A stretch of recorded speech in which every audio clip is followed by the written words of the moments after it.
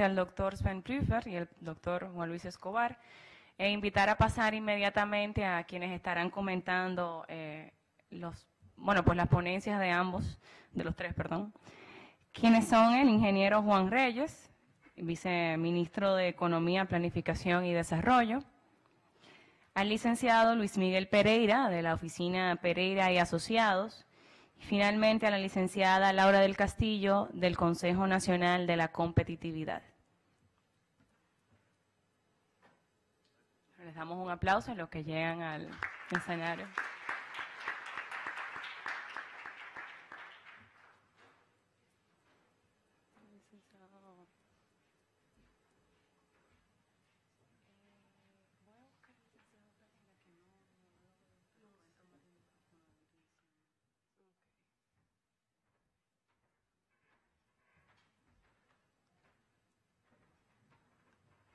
¿El señor Luis Miguel Pereira está en el salón? Bueno, le vamos a dar un momentito, pero vamos a ir iniciando con los comentarios inmediatamente.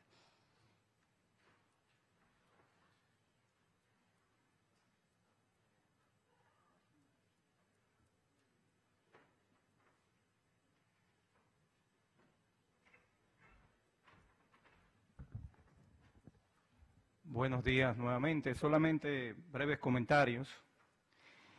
Un amigo me decía que entre abogados no te vea, y aquí hay muchos abogados. Entonces realmente me voy a referir a los tres puntos tratados, la excelente presentación del señor Juan Luis Escobar sobre los acuerdos privados. Quería comentar que el proyecto inicial que se sometió en el año 2005 sobre reestructuración mercantil y quiebras se apoyaba solamente en los centros de reestructuración mercantil, precisamente. Y estos centros estaban totalmente en el ámbito privado. Cuando empezamos a hacer un periplo, estamos hablando del año 2013, sobre cuáles eran las objeciones que se tenían sobre ese proyecto, bueno, en visitas a las diferentes instancias del Estado, inclusive también a los principales bancos, no decían que pudiera ser hasta de índole inconstitucional, porque todo el tema de la resolución estaba en el ámbito privado. Y esa era una de las grandes objeciones que se presentaban. Lógicamente, es importantísimo y vital tratar de no llegar a los tribunales, y en el proyecto de ley que cursa actualmente en el Congreso se tiene contemplada la posibilidad de que con todos los acreedores válidos se llegue a un acuerdo previo en el ámbito privado. En el caso inclusive en ese caso hay un proceso expedito para pymes en el proyecto de ley para empresas cuyo proceso de liquidación no excedan los 10 millones de pesos, de manera tal de que pueda ser más expedito todavía el proceso. En el caso de la reestructuración judicial, el proyecto actual incluye todo el esquema, todos los procesos, todos los actores que intervienen en un proceso judicializado de reestructuración mercantil. Es muy importante señalar que en el proyecto de ley se establece claramente un plazo para todo, es decir, para presentar y ejecutar el plan de reestructuración, que no debe exceder los 6 meses. No significa que tiene que durar 6 meses. Si el plan se somete en 2 semanas, bueno, y se empieza a ejecutar, no se tuvo que esperar el plazo de los 6 meses, que eso es muy importante, porque pudiera pensarse que ahora las empresas tienen un plazo de 6 meses y que tienen que agotarlo completamente, y ese no es el caso. También es bueno señalar que en el proceso judicial de reestructuración, ustedes saben mejor que yo que la República Dominicana tiene un tema en el ámbito judicial de leyes que demandan tribunales especiales y que por temas quizá de presupuesto no se han podido crear estos tribunales. Entonces, el proyecto de ley que cursa en el Congreso también presenta un proceso de transición para llegar a ese tribunal especial. Primero con la especialización de los actores clave, luego con especialización de una cámara y luego llegaríamos al Tribunal Especial. De hecho, ustedes saben, creo que he oído por ahí que hay 92 leyes que mandan tribunales especiales que no están creados los tribunales especiales. Entonces, también tiene que haber una gradualidad para llegar a ese tribunal especializado. Finalmente, con respecto al tema ya del proceso de liquidación en sí, que es si no se ha podido salvar la empresa, bueno, tenemos lamentablemente que empezar el proceso de liquidación. Igual que en el mismo proceso de reestructuración, se han definido quiénes son los acreedores válidos, tanto del ámbito público como privado. No todo acreedor, y eso es lo importante de tener una ley en materia de quiebras y reestructuración mercantil. En la actualidad se pueden hacer reestructuraciones unilaterales entre un acreedor y una empresa en dificultad, pero esos acuerdos judiciales en función de garantías y deudas son de validez entre ellos y no necesariamente tomaría en cuenta a los demás acreedores. Lógicamente, en un proyecto de ley tiene que contemplarse todos los acreedores válidos. Pero ¿quiénes son los acreedores válidos? Bueno, los acreedores válidos son los que cumplen con la ley. En el caso de entidades financieras, tienen que ser entidades reconocidas, ¿no? Es decir, que aquí el prestamista de usura, por ejemplo, sale un poco de lo que sería el proceso de reestructuración.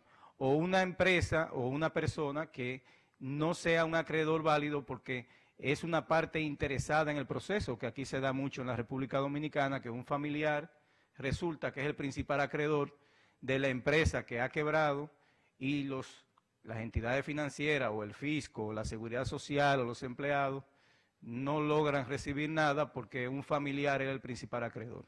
Es decir, todo ese tipo de seguridades están en el proyecto de ley que está cursando. Yo sé que lo van a discutir más ampliamente luego y en detalle, y no voy a intervenir mucho dentro del proyecto, pero he querido puntualizar sobre los 3 temas que se han tocado.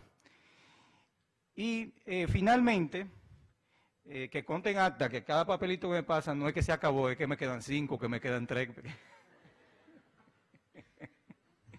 Bueno, finalmente, en el inicio de la liquidación, hay actores claros que se definen, roles que se definen, procesos que se definen, tiempos y plazos que deben de cumplirse, costos establecidos y quiénes van a cubrir estos costos. Y finalmente, cuál es la recuperación y cómo va a ser repartida esta recuperación de estos activos. Antes, como hemos mencionado reiteradas veces, no necesariamente todos los acreedores válidos formaban parte del proceso de liquidación y lógicamente tampoco formaban parte de lo que era el proceso de la liquidación de estos activos. Ahora tienen que ser tomados todos en cuenta en proporción a sus acreencias. Es decir, fíjense que una ley de quiebra y reestructuración mercantil lo que viene es a normar, a regular un proceso que anteriormente se hacía en función de otros criterios. Y normalmente habían varios perdedores, a veces un ganador y a veces todos perdedores. Entonces, creo que el país tiene una tremenda oportunidad con este proyecto de ley y esperamos contar con esta ley prontamente para que sea implementada y que el país pueda mejorar en el tema de competitividad, pero además en que el sistema financiero per se sea más robusto, más confiable, con mejores tasas de interés, porque no tienen que cubrir estos costos de las quiebras indeseadas. Muchas gracias.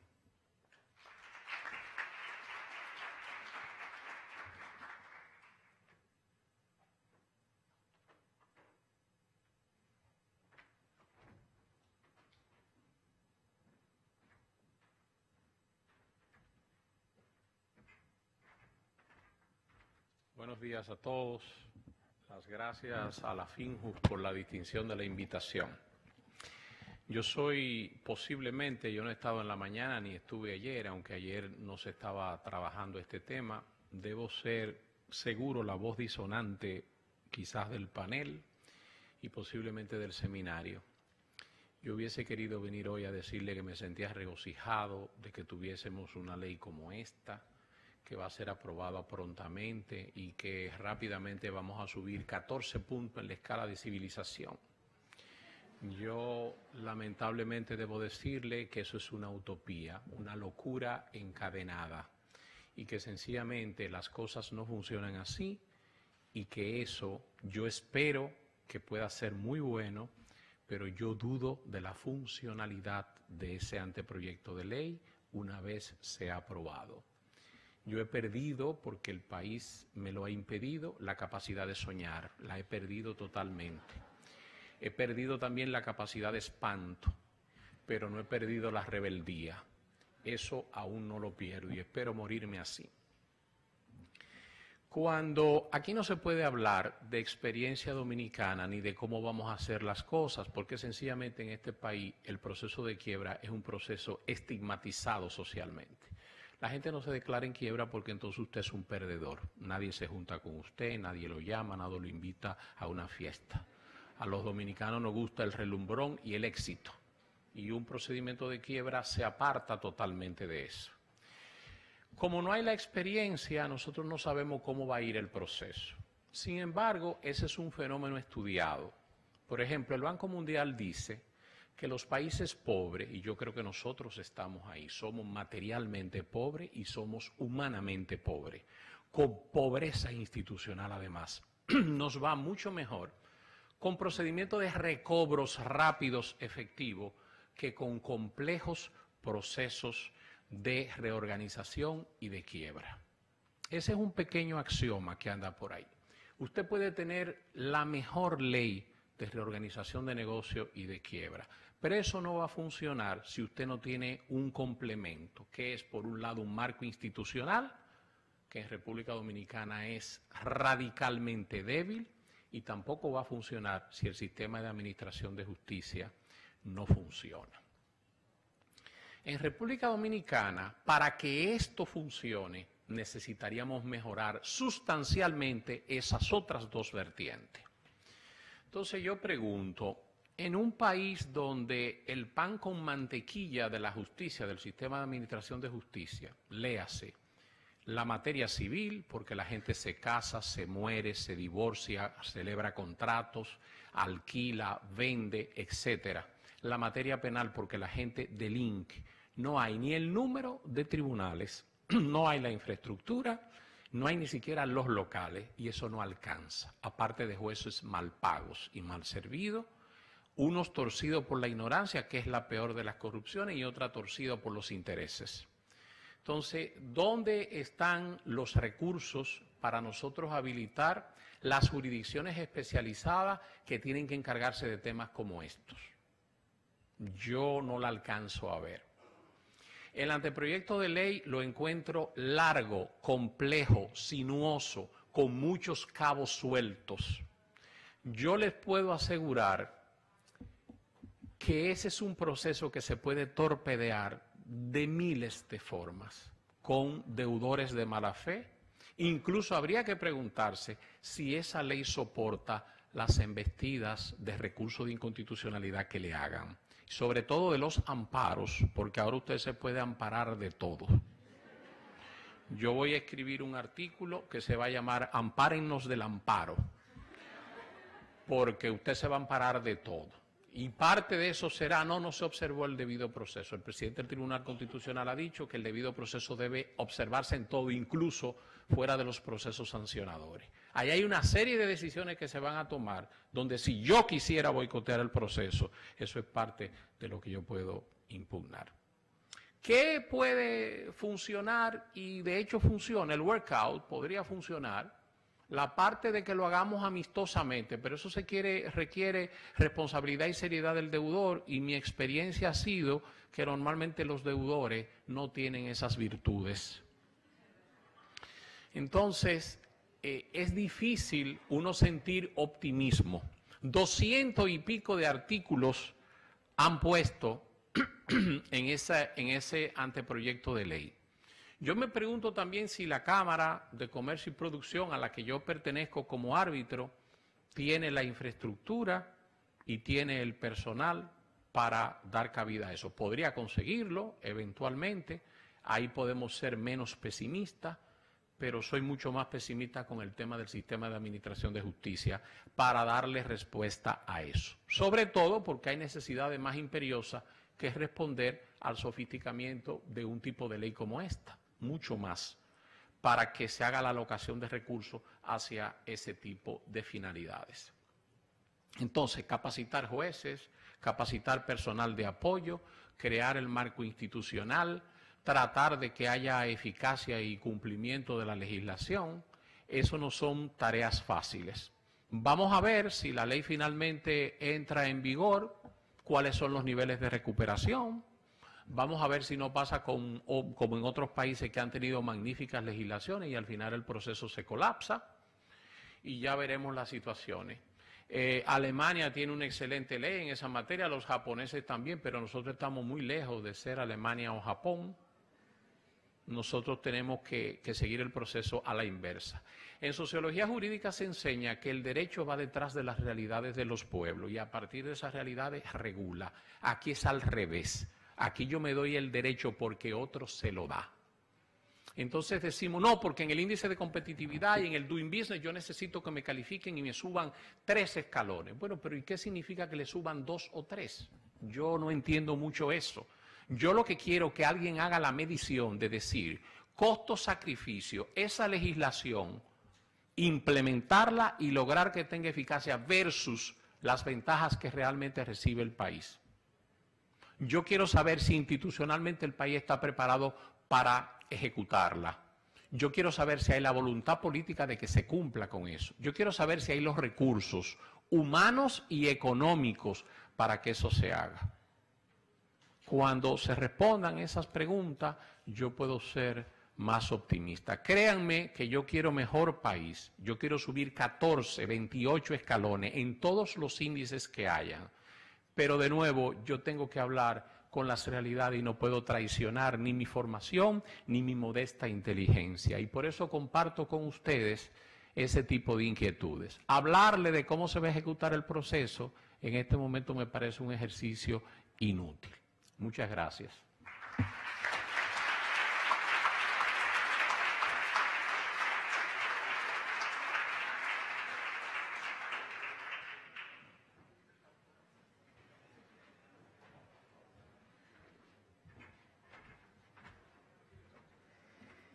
Bueno, a mí me toca difícil, ¿eh? No solo me toca hablar casi a la hora de comida, sino después del magistrado Pereira, que obviamente es muy escéptico en cuanto a un proceso de reestructuración e insolvencia en la República Dominicana. Primero quiero agradecer a la FINJUS por haberme tomado en cuenta para estar en el día de hoy con ustedes, al NYU y al Bucerius Law School, por tener este tipo de actividad en República Dominicana y poder compartir con tantos colegas que sé que van a aprovechar lo que desde ayer se está compartiendo acá. En cuanto al tema de insolvencia, ciertamente aquí no existe una cultura. De hecho, tener un proyecto de ley ya casi tiro de hit nos ha tomado 10 años. Tuve la oportunidad desde el 2005 de estar envuelta en este proceso. He visto la evolución de un proyecto que inició con procedimientos administrativos y que ha finalizado con algunos acuerdos previos, como bien mencionó el profesor Escobar. Tenemos acuerdos previos que tienen que ser legitimados por un juez, pero realmente el proceso en su mayoría es un proceso judicial. Quizás precisamente por el tema de las garantías de los derechos y de la poca cultura que tenemos de aquella responsabilidad con los deudores. Entonces, en vista de eso, pues se ha preferido, se ha llegado a un consenso de que el proceso sea mayormente judicial. Sin embargo, yo sí tengo la esperanza de que haya un cambio de cultura. Quizás este proyecto no es el perfecto, es difícil lograr la perfección. Escuchamos al inicio de la mañana de que países como Alemania han ido renovando sus leyes de insolvencia. Quizás este va a ser un primer intento para luego nosotros ver qué realmente nos ajusta y qué realmente podamos implementar. Pero tenemos que empezar por algo. Y no es porque los índices de competitividad, que sí estamos en una situación realmente lamentable, peor que muchos países que entendemos que son menos desarrollados. Sin embargo, tenemos la posición 158 de 183 economías en insolvencia por la carencia de una legislación que tenga que ver con insolvencia y que pueda recuperar aquellas acreencias. O sea, no tenemos procesos. Ciertamente, como dijo el magistrado Pereira, hay un estigma. Sin embargo, podemos ir cambiando, podemos ir enseñando de que it's okay to fail, como dicen en Estados Unidos. Tenemos ejemplos como el caso de Tricón, que se tuvo que reestructurar con una legislación extranjera porque tenía la posibilidad de acreedores y capital de Estados Unidos y pudo aplicar el Chapter 11.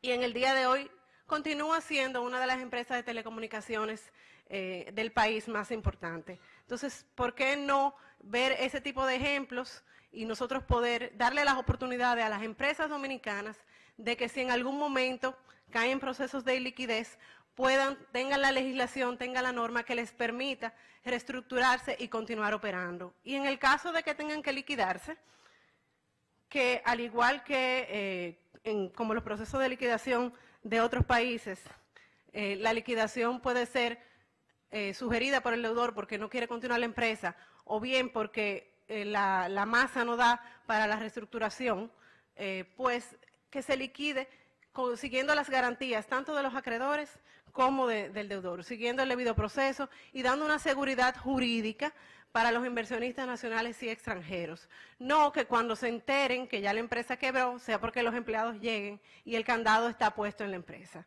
Así que no es tarea fácil, ciertamente requiere de tribunales especiales, sin embargo iniciamos con la jurisdicción ordinaria. Ojalá en un futuro existan los recursos para tener cortes de insolvencia. Sin embargo, tenemos que empezar por algo. Y yo creo que esta ley es un pie de amigo para que la República Dominicana pueda tener una norma jurídica de insolvencia que nos vaya imbuyendo en esa cultura de que la reestructuración es posible y la recuperación de las empresas también. Muchísimas gracias.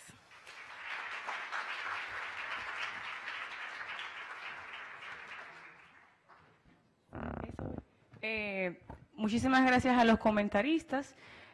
Como han querido, o sea, como han visto, aquí lo que queremos es que confluyan diferentes visiones y diferentes perspectivas. No hay un plan detrás de este seminario, sino todo lo contrario, construir entre todos lo que queremos en materia de reestructuración e insolvencia. Vamos a dar un momento para que los panelistas comenten sobre los comentarios, en caso de que lo deseen. Simplemente quisiera hacer un comentario y es el siguiente. Soy abogado concursalista, creo profundamente en el concurso en las instituciones concursales y adiciono el comentario: Colombia como Estado no es ajena a las dificultades que tienen la mayoría de los países latinoamericanos, pero sí creo que las normas concursales, bien aplicadas, son una excelente herramienta. La norma concursal per se no va a ser el antídoto para las situaciones que se presenten en la economía de los diferentes países. La norma concursal es el medio para lograr la finalidad concursal, que es reactivar operaciones, reactivar compañías. Y lo más importante, organizar el pago, proteger el crédito y proteger los derechos, tanto del deudor como de los acreedores, tanto en el concurso recuperatorio como en el concurso liquidatorio. Entonces, mi gran invitación, como lo manifesté en mi planteamiento y en mi ponencia, es: crean en el concurso, respeten la norma concursal y las instituciones concursales, y ese respeto parte es de la forma como aplicamos la norma concursal, partiendo de los principios concursales y de la finalidad del concurso. Y creo que tengo la autoridad para hablar de estos temas en la medida que Colombia ha pasado por momentos demasiado críticos en su economía, y hemos visto, y lo he visto como asesor, como abogado, que gran parte de la solución de las dificultades económicas se han dado gracias a las normas concursales y a la forma como han sido aplicadas las mismas. Bueno, yo solamente quiero decir lo que no había dicho con respecto al tema del consenso. Yo había obviado mencionar nombres, pero es importante señalar o aclarar que este proyecto de ley se ha venido trabajando en una mesa público-privada que ha estado constituida por los gremios empresariales más importantes del país.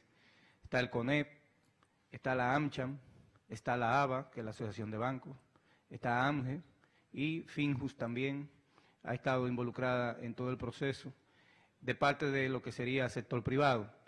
Pero de parte del sector público ha estado involucrado el Ministerio de Economía, el Consejo Nacional de Competitividad, el Banco Central, la Superintendencia de Bancos, la Dirección de Impuestos Internos, entre otras. Lo que quiero decir con esto es que realmente no ha sido la opinión o el deseo de una parte, sino el consenso de muchos. Y que, en definitiva, ustedes, que son, yo veo muchos jóvenes aquí, son realmente esa clase de en materia de derecho que viene subiendo, nosotros no merecemos un mejor país. Y depende de nosotros de que eso sea realidad. Si nosotros partimos del hecho de lo que ha sido el pasado y no construimos el futuro, bueno, pues entonces no debiéramos estar ni siquiera aquí. Así que en esa dirección lo que yo creo que nosotros debemos construir, avanzar y mejorar. Porque yo soy de lo que quiero, pienso en que mis hijos vivan y mueran aquí en este país. I don't know if Professor Markle or Dr. Prüfer want to say something. Sí, se oye. Bien, después de la exposición del señor Reyes, yo pienso que el anteproyecto está beatificado y realmente debatirlo es innecesario con una lista como esa de personas que le endosan. La mayoría de las instituciones que endosan esos proyectos, lo primero es que no lo conocen y lo segundo es que no están en condiciones de evaluarlo. Para evaluar un proyecto como ese hay que saber cómo se desenvuelve el marco institucional de la justicia en este país. Cuando yo me paro y planteo interrogantes, yo planteo la interrogante para mover a la evaluación crítica del proyecto. No significa que yo estoy en contra del proyecto. Encuentro el proyecto complejo, encuentro el proyecto intrincado. Creo que el país necesita un proyecto más expedito, más rápido y menos ambicioso en el momento en que nos encontramos ahora. Y tengo la responsabilidad de decirlo. Yo pude haber venido aquí de hipócrita a pararme y decir, bello proyecto, ahora vamos a recuperar más crédito, ahora vamos a salvar más empresas. Tricón no es ejemplo, Tricón es una compañía multimillonaria. De hecho, había una Tricón norteamericana que fue la que se llevó bajo Chapter 11, que no es la Tricón que operaba en República Dominicana. Yo conozco ese proceso, yo no hablo ni repito por boca de ganso. Hago únicamente esas precisiones para poner a los distinguidos miembros del panel comentarista en su justa dimensión en cuanto a lo que estamos hablando y para entender que uno tiene que respetar los roles y las funciones que hacen los demás. Y yo también quiero que sea un mejor país. Que mis hijos vivan aquí, no sé, pero un mejor país porque ya yo no puedo huir de él. Únicamente por eso. Gracias. No, muchísimas gracias a usted, licenciado Pereira, porque la verdad es que su visión nos mueve al debate. El doctor Prüfer me ha manifestado que quiere decir algo, si pudiéramos.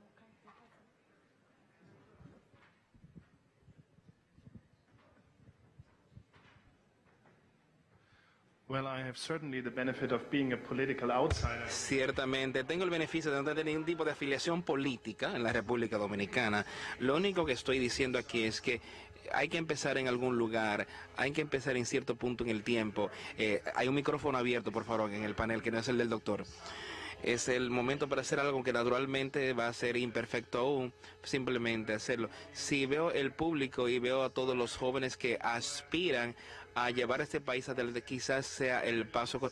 Alemania ha necesitado 100 años para obtener esta reforma. En el 99 nos tomaron unos 16 años adicionales para lograr una siguiente reforma. Nos mejoramos con el tiempo y esperamos que ustedes no necesiten 100 años para llegar a la siguiente etapa, pero sí creo que si usted entiende que este es el momento en el día para actuar, aunque quizás sea imperfecto por diversas razones, no puedo juzgarlas ahora, pero entiendo que es bueno hacerlo y solo puedo expresar mi apoyo, por lo menos desde mi punto de vista profesional, de que esto sería lo que ustedes harían hoy. No pretendo ser un local o estar en algún tipo de afiliación política en la República Dominicana. Gracias.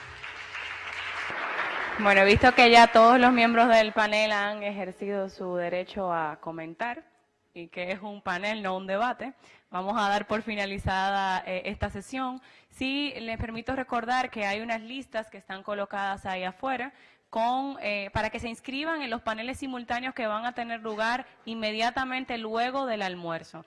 Les recuerdo que aquí permanecerá el panel sobre grupos empresariales y sociedades cotizadas. Quienes se han inscrito para este panel vienen directamente al salón y que en el salón contiguo estará el de empresas familiares, pequeñas y medianas empresas. Este panel va a ser totalmente en español y estará participando el doctor Escobar, y el panel que permanece aquí tendrá traducción simultánea, o sea que no habrá ningún problema con el idioma. Muchas gracias.